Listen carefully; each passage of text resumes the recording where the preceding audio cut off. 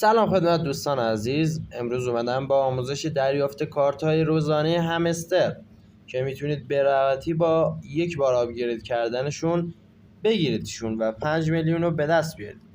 راستی قبل از اینکه بریم سراغ ویدیو، لایک، سابسکرایب فراموش نشه، زنگوله رو هم بذار روی آل که حتما از ویدیو جدید ما باخبر بشید.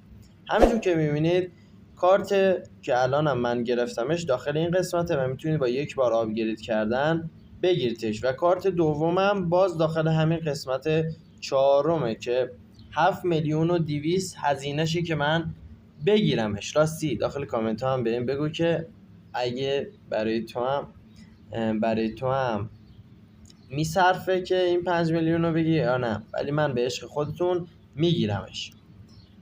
و کارت شماره سومم داخل قسمت اول هست و همینجور که مشاهده میکنید این کارته که میتونید به راحتی دریافتش کنید تو 5 میلیون امروز همستر رو بگیرید. مرسی که ویدیو رو دیدید. امیدوارم که از این ویدیو خوشتون بیاد. تا ویدیوی بعدی، خدا نگهدار.